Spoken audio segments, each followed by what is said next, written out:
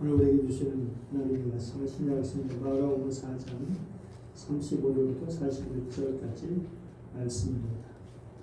이 말씀을 기록해서 읽겠습니다. 그날 저물 때에 제자들이 이르시되 우리가 저편으로 건너가자 하시니 그들이 무리를 떠나 예수를 배에 계신 그대로 모시고 가매 다른 배들도 함께 하더니 큰 광풍이 일어나며 물결이 배에 부딪혀 들어와 배에 가득하게 되었더라. 예수께서는 꿈물에서 배를 밟고 주무시더니 제자들이 깨우며 이르되 선생님이여 우리가 죽게 된 것을 돌보지 아니하시나이까 하니 예수께서 이어 바람을 꾸짖으시며 바다들어 이르시되 잠잠하라 고요하라 하시니 바람이 그치고 아주 잔잔하여 주더라. 이에 제자들에게 이르시되 어찌하여 이렇게 무서워하느냐 너희가 어찌 믿음이 없느냐 하시니 그들이 심히 두려워하여 서로 말하되 그가 누구이기에 바람과 바다도 순종하리라 하였더라. 아멘. 오늘 본문은 그날 저물 때라는 말로 시작되고 있습니다. 그날 저물 때 제자들이 이르시되 우리가 저편으로 건너가자 하신 그날 저물 때 이게 이렇게 생각하면 어떻게 생각하면 그냥 아무런 의미 없이 그냥 기록한 것 같기도 하지만 그러나 대단히 중요한 이야기죠. 그날 저물 때 그날은 언제인지 정확히 우리가 알 수 없지만 저물 때라는 말이 의미가 있는 것이죠. 저물 때 어디로 건너가자고 하셨나요? 저편으로 건너가자. 저편은 어딘가요? 5장 1절을 보면 예수께서 바다 건너편 거라사인의 지방에 이르러라고 말씀하고 있죠. 거라사인은 이방 지역입니다. 그러니까 예수님의 말씀은 갈릴리 호수 건너 저 이방 마을로 가자라고 말씀하시는 겁니다. 그러면 여러분 저물 때라면 어떤 생각이 드십니까? 저녁 때는 밤이 되는 시작이죠. 그런데 이 갈릴리 호수는 밤에는 갑자기 풍랑이 몰아치기도 한다는 것입니다.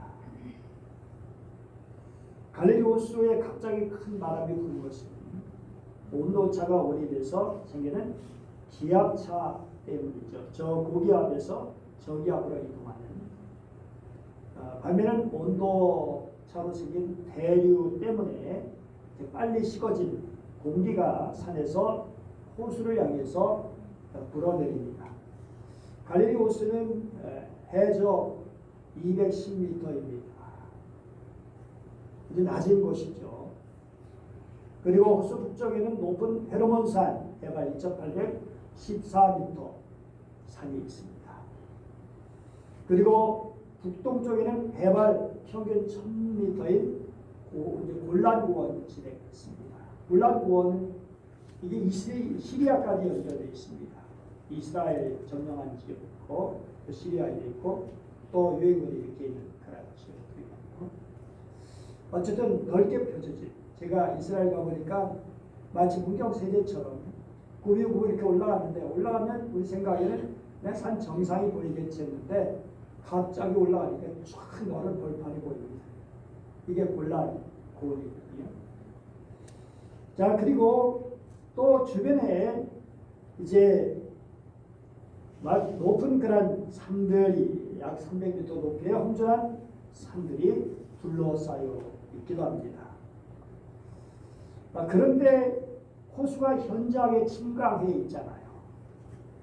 그러므로 헤르몬산이나 그 밖에 이제 다른 곳에서 찬 공기가 몰려와가지고 가파른 산 사이 좁은 골짜기를 따라서 산바람이 호수를 향해서 강하게 밀어내리는 거죠. 이런 돌풍은 뱃머리, 난간 등을 강타하고 때로는 하얀데 역풍을 일으키기도 하고 심히 곤란한 지경이 이르게 되죠. 지금 갈릴리와 옛날 예수님이 사셨던 갈릴리와는 다르지요. 다를 수밖에 없죠. 몇천 년 차이니까요. 그러니까 지금부터 어떤 면에서 물이 훨씬 더 많았던 것이죠. 그리고 이런 자연적인 재해도 더 심했던 것이죠. 그러므로 그날 저물 때는 단순히 저물 때를 말하는 것이 아니고 이제 풍랑이 일어날 때라고 하는 것을 암시하고 있는 그런 것입니다. 동쪽에서 바람이 부는데 예수님은 가버나움에서 저쪽 거라사 지방으로 가려고 합니다. 거라사 지방은 동쪽입니다. 그러면 바람을 이제 그냥 바람을 그냥 향해서 가는 것입니다. 바람을 맞으면서 가야 하는 것이죠.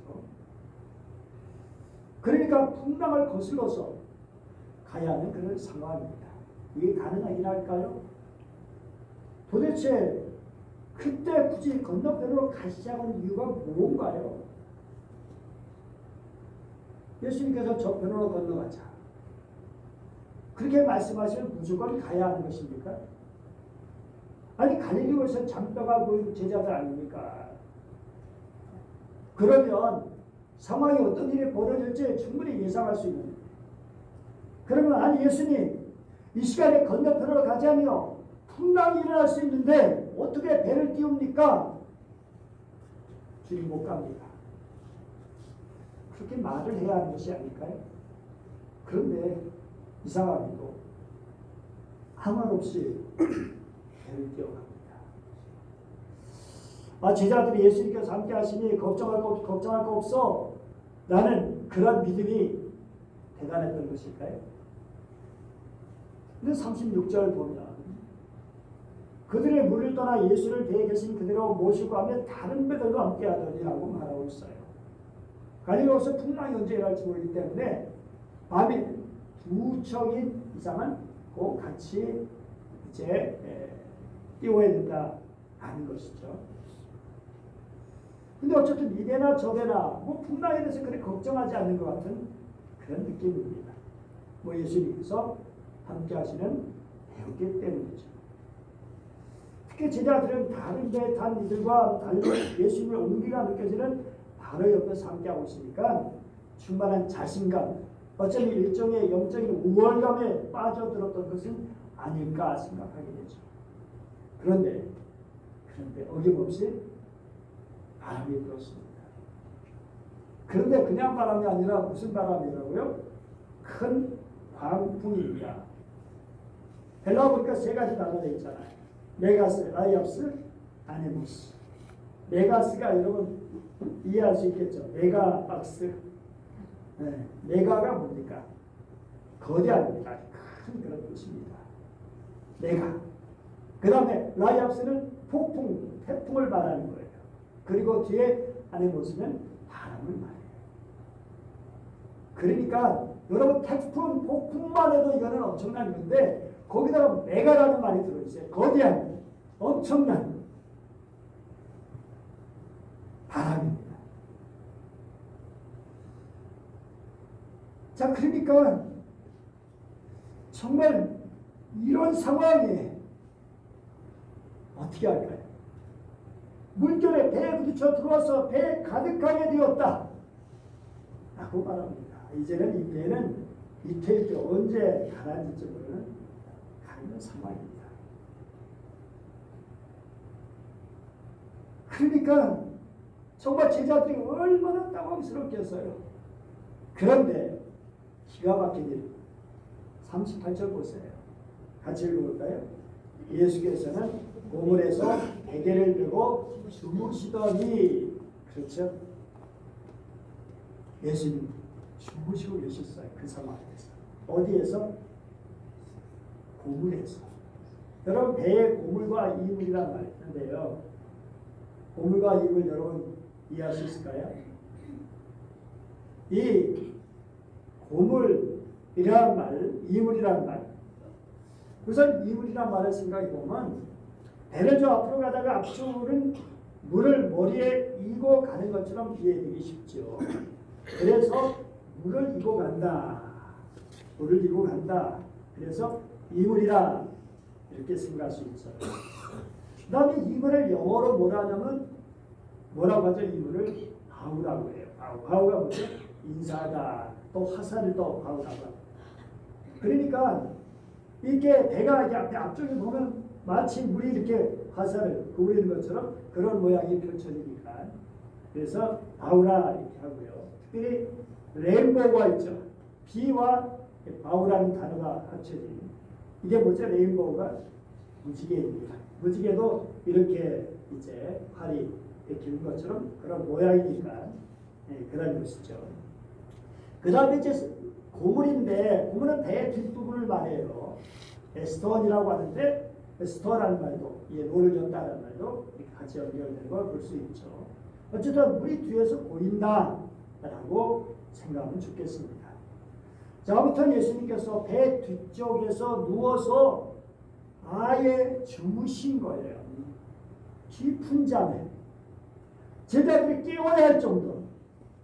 아니 여러분 아마 잠들어도 그 정도면 저절로 깨나잖아요. 예수님은 주무시고 있었어요. 아니 지금 풍랑이 일고 배에 물이 가득 차고 배가 지금 가라앉고 뒤집히는 지경인데 주무시고 계시다. 왜 그러셨을까? 아니 어떻게 보면 제자들 보고 죽음에게는 가자고 해서놓고 정작 당신은 주무시고 있다니. 그럼 뭘 뜻입니까? 우선 예수님이 얼마나 피곤하셨을까라는 생각을 할 수가 있어요. 우리 예수님의 성경에 보면 요한복음 2장 17절 보면 같이 한번 읽을까요?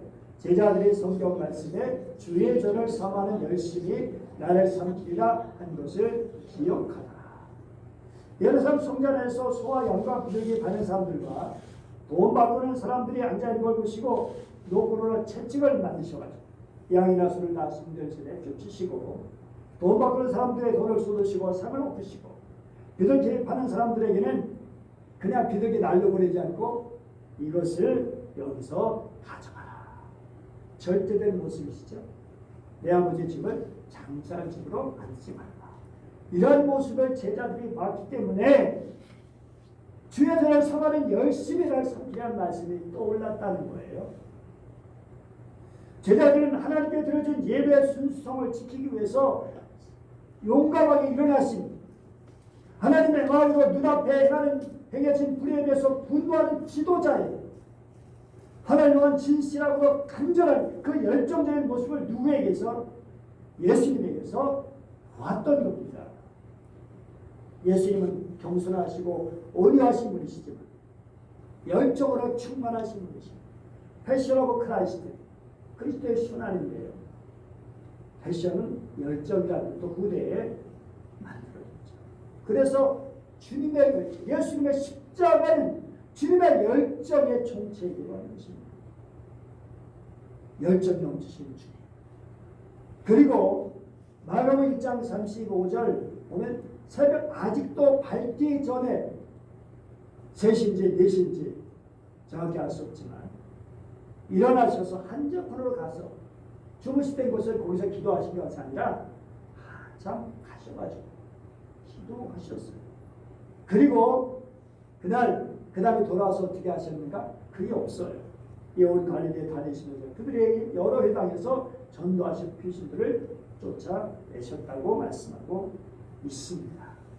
심지어는 마가복음 3장 20절 집에 들어가시니 무리가 다시 모임으로 식사할 겨를도 없는지라. 식사할 겨를도 없을 정도가 되실 때도 있었다는 사실입니다. 그러니까 육신을 갖고 있는 예수님이 얼마나 피곤하셨겠어요. 그러니까 그 광풍 중에서도 그렇게 깊이 잠들고 계셨던 것이 아닐까라는 거죠. 그런데 또 다르게 말합니다. 그 풍랑이 일어난 시간에 배를 타고 건너편에 가자 한 것 자체가 의도적이고 어쩌면 주무시는 것도 어떤 의도적인 것이 아닐까 하는 생각이 나는 거죠. 그러니까 제자들이 죽게 됩니다. 예수님한테 하소연할 수밖에 없었어요. 제자들이 깨우며 이르되 선생님이여 우리가 죽게 된 것을 돌보지 아니하시나이까. 아니 풍랑 속에 건너오고자 한 분이 당신인데 당신이 이렇게 잡으시면 어떡합니까? 이모는 책임의 선생님이 져야 하는 거 아닙니까? 그렇잖아요. 그런데 왜 당신은 잡으십니까? 근데 여기에 대조가 되는 것이 예수님의 평화와 제자들의 불안, 제자들의 두려움입니다. 예수는 왜 그렇게 태어나고 평안하셨고 제자들은 왜 그렇게 불안했던 것일까요? 요한복음 14장 27절 말씀 같이 읽을까? 자, 앞을 보시고, 자, 앞을 보셔요. 자, 고개를 드시고 앞을 보시고 같이 말씀을 봅니다. 시작. 평안을 너에게 끼치노니 곧 나의 평안을 너에게 주노라. 내가 너에게 주는 것은 세상이 주는 것과 같이 아니하니 너희를 마음에 근심하지도 말고 두려워하지도 말라. 제가 이렇게 주목하고 싶은 것은 나의 평안입니다. 예수님의 평안, 예수님의 평화입니다. 지금 이때가 어느 때예요? 십자가라고 두시고 십자가 지시기 전날 밤. 근데 나의 평안을 너에게 준다고 말씀하십니다. 그러면 예수님의 평안은 어떤 평안일까요? 빅터 위고의 단편소설에 이런 이야기가 있습니다. 벨포 실은 배가 태풍을 만났습니다. 거친 파도는 대포를 묵은 쇠사슬을 단숨에 끊어버렸어요. 그러니까 배 안에 뭐예요? 대포가 이리저리 막 뒹구는 거예요. 그러니까 선원들은 태풍보다도 배 안에 대포를 피하기 위해서 이리저리 몰려다녔어요. 그때 선원들은 새로운 사실을 깨달았습니다. 우리를 진정 위험에 빠뜨린 것은 외부의 태풍이 아니라 내부의 제멋대로 굴러다니는 대포구나. 그렇습니다. 탐나이는 바다 같은 인생을 항해하는 우리를 위협해서 평안을 깨뜨리는 내면의 대포가 있다는 겁니다. 그게 뭘까요? 우리의 평안을 깨뜨리는 그거는 죄라는 것이죠. 죄라는 것이 우리 마음에 우리 영혼의 기쁨을 뺏어가죠. 평안을 잃어버리게 하죠. 뿐만 아니라 우리 욕심이 그래요. 탐욕이 마음이 어지러워지고요. 그래서 내 마음의 평안을 상실하죠. 내 마음의 상처 또한 그래요. 내 마음에 상처가 있으면 그 상처 때문에 마음의 평안을 주지 못하고 막 힘들어요. 그리고 환난을 당할 때, 어려움을 당할 때 또 불안해, 두려워요. 그런데 우리 예수님은 어떠실까요? 우리 예수님은 어떠실까요? 죄가 있으신가요? 없으십니다. 욕심 있으신가요? 없으십니다. 마음에 상처가 있으신가요? 없으십니다. 환난 당할 때 두려워하십니까? 아닙니다. 우리 히브리서 믿음의 주여 또 온전하게 하십니다. 다른 번역본은 믿음의 선구자요. 믿음의 선구자이십니다. 아버지 하나님을 믿고 계십니다. 뭘 걱정하시겠습니까? 아니 주님의 능력이 주님인데 뭘 걱정하시겠습니까? 그러니까 이런 분이 나의 평화를 너에게 준다라고 하시는 겁니다. 그러면 우리는 어떻게 해야 되죠? 받으면 돼요. 왜 안 받으려고 그래요? 받으면 되잖아요. 아멘. 그리고 우리의 죄 문제, 욕심 문제, 마음의 상처, 불안, 두려움, 근심, 걱정을 어떻게 해요? 주님께 맡기는 겁니다. 그래서 평화의 주님 품에 안기면 되는 겁니다. 기도하면 됩니다. 빌립보서 4장 6절 7절 읽어볼까요? 시작. 아무것도 염려하지 말고 다만 모든 일에 기도와 간구로 너희 구할 것을 감사함으로 하나님께 아뢰라. 그러면 모든 지각에 뛰어난 하나님의 평강이 그리스도 예수 안에서 너희 마음과 생각을 지키시리라.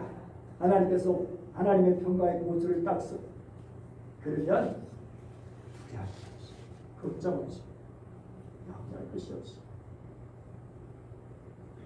심지어 제자들이 예수님을 깨우니까 예수님께서 깨어 바람을 불리시며 뭐라고 하시죠? 바다더러 이르시되 잠잠하라 고요하라.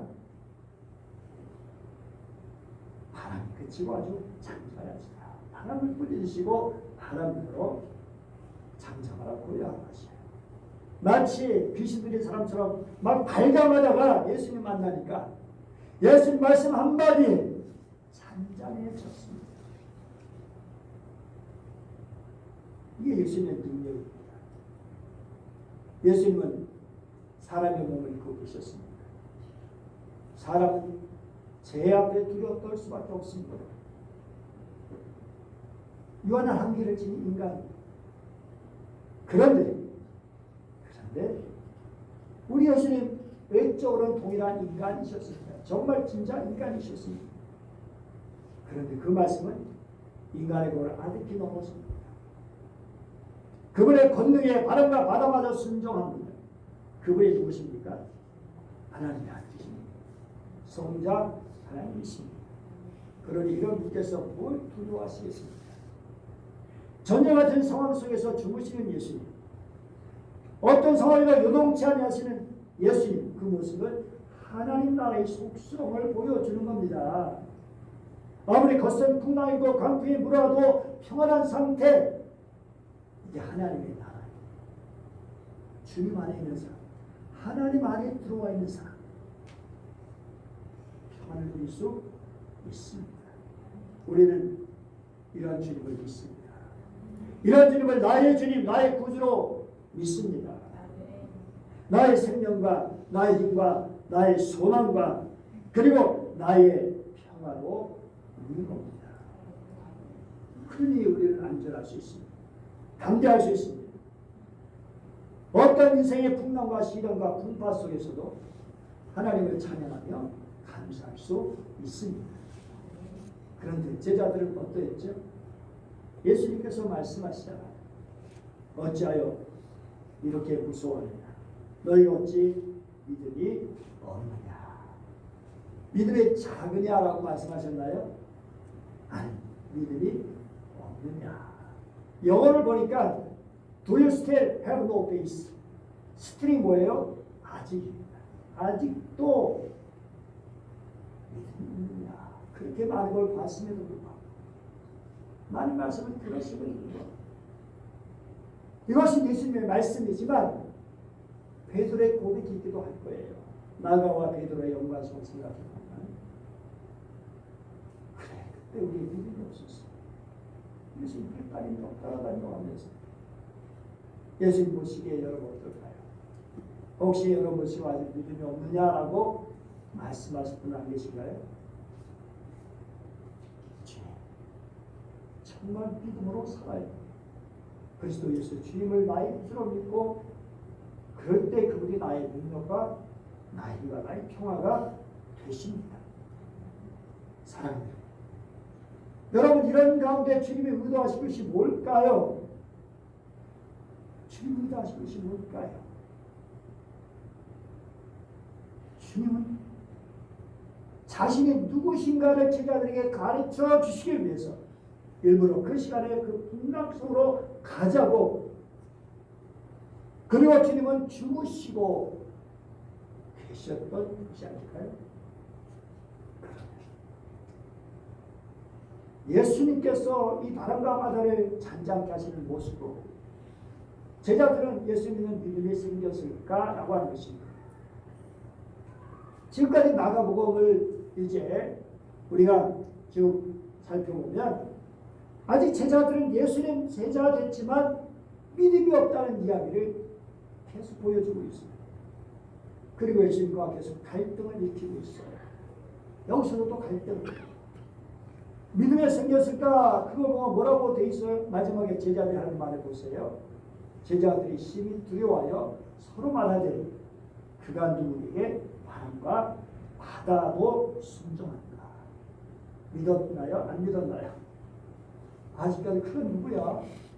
도대체 여러분 마가복음에 나오는 나병 환자 이 사람은 놀랍게도 옥토의 심령 그렇게 예수님을 심령이었어요. 중풍병자 마찬가지예요. 근데 제자들은 뭐지? 그렇게 예수님의 기적을 보고 예수님의 말씀을 들었습니다. 아직 제자들은 믿음이 없었다는 게 마가복음의 기록입니다. 아직 예수님이 누군지 모르는 상태입니다. 여러분 시편 127편 2절에 아니 여러분 우리 좋아하는 말씀이죠. 시작. 그러므로 여호와께서 그의 사랑하는 자에게는 잠을 주십니다. 그래서 막 예배 시간에 막 자는 분에게 나중에 누워요. 아니 왜 주무셨어요? 그러면 이 말씀을 얘기해요. 아 하나님께서 사랑하는 자에게 잠을 주신다고 하잖아요. 하나님 얼마나 사랑하시면 이렇게 잠을 주시겠어요? 글쎄요. 그런데 잠을 주시기도 하지만 하나님께서 사랑하는 자에게 뭘 주신다고요? 고난을 주십니다. 고통을 주십니다. 네, 여러분 인생에 고통 한 번도 안 겪어본 분들 어쩌면 여러분 주님이 사랑하지 않으실지도 모를까? 사랑해요. 정말 고난이 복입니다. 고난이 은혜입니다. 고난 속에 주님을 새롭게 만날 수 있잖아. 우리 믿음이 성숙해지잖아요. 사랑해요. 그런데 믿음이 크다 작다 우리 이렇게 말하기도 하는데요. 저분 믿음이 좋다. 저분 믿음이 크다. 그런데 믿음이 크고 작은 게 있을까 없을까? 그럴 수 있을 것 같기도 하고 아닌 것 같기도 하고. 누가복음 17장 6절 말씀을 보면 같이 읽어보죠. 시작. 주께서 이르시되 너에게 겨자씨 하나일 만한 믿음이 있었더라면 이 뽕나무대로 뿌리가 뽑혀 바다에 심겨라 하였을 것이요 그것이 너에게 순종하였을 것이다 했습니다. 겨자씨 여러분 믿음으로 따지면 작은 믿음입니까? 큰 믿음입니까? 작은 믿음인데 예수님 그 믿음을 작은 믿음이라 하잖아요. 놀라운 역사잖아요. 왜? 그 속에 뭐가 있습니까? 생명이 있습니다. 생명. 겨자씨만한 믿음, 생명 있는 믿음. 그래서 씨라는 것은요, 크냐 작으냐가 중요하잖아요. 큰 씨도 있고 작은 씨도 있어요. 그런데 그 씨가 죽었냐, 살았냐가 중요해요. 여러분, 살아있는 씨라면 몇 천 년의 씨도 심으면 나와요. 결국 믿음이라는 것은 크냐 작으냐 문제보다 정말 살아있나 죽어있나 믿음이 있느냐 없느냐 그게 문제입니다. 사랑하는 여러분 정말 이렇게 믿음이 없다고 책망받은 제자들 그런데 이런 제자들이 나중에는 담대히 여기저기 세상을 다니며 복음을 전하고 순교까지 했습니다. 사도가 제자가 다 순교했어요. 어떻게 해요? 성령의 역사가 말이야. 성령을 받고 성령의 능력을 경험하고 그 성령의 인도하심으로 사니까 저들은 주님을 위해 고난당하는 것을 기뻐했어요. 주님을 위해 받게 것 기뻐했습니다. 여러분 예수님께서 가자는 대로 가서 배를 잃어보니까 거기 어디라고 했죠 아까? 거라사 지방입니다. 이방 지역입니다. 그런데 누가 나타날까요? 귀신 들린 사람이 예수님 보고 쫓아나옵니다. 예수님 왜 보스로 그 시간에 건너가자고 했을까요? 왜 건너가자 하셨죠? 누구 만나자고? 이 사람 만나자. 그렇게 죽음의 길을 무릅쓰고 배를 타 건너편으로 간 이유가 제자들이 이걸 보고 허망했을 거예요. 아니 세상에 이 사람 때문에 여기 왔어? 만약에 풍랑 만난 배를 타고 가다가 죽었다. 그러면 어떻게 할까요? 예수님 그렇게 그 사람을 찾아가시다가 배에서 죽으셨다. 그런 신문에도 나올 수 있겠죠. 내용을 안다. 사람이라. 바로 이게 예수님의 정신입니다. 한 사람 만나서 그 거센 분량을 뚫고 그게 바로 제자들 향한 교육이기도 하고 주님의 사랑입니다. 이게 바로 십자가 정신입니다. 오늘 우리 크리스천들의 관심이 어디 있습니까? 세상의 물질, 명예, 실제. 그러나 진정 우리의 관심이 어디 있습니까? 한 사람의 영혼입니다. 한 생명의 구원입니다. 그것이 더 커지면 민족의 사랑, 유교를 앞두고 이 민족을 생각하면서 가슴을 치지 않을 수 없고 이 민족의 고난의 현실을 보면서 기도하지 않을 수 없습니다. 주여 이 민족을 잔잔케 하여 주시옵소서. 이 민족을 구원하여 주시옵소서. 기도하겠습니다. 은혜로우신 하나님 아버지 감사드립니다. 오늘도 저희를 사랑해 주시고 말씀을 주시니 감사드립니다. 주님께서 왜 그날 그 저물게 건너편으로 가자고 하시는지 깊이 생각해보면서 주님의 마음을, 주님의 평안을, 주님의 의도를, 주님의 사랑을 깊이 생각할 수 있게 하여 주옵소서. 그래서 주님의 마음으로, 주님의 평안으로, 주님의 믿음으로 살게 하여 주옵소서. 간절히 원하며 이렇게 하신 주 예수님의 이름으로 기도드립니다.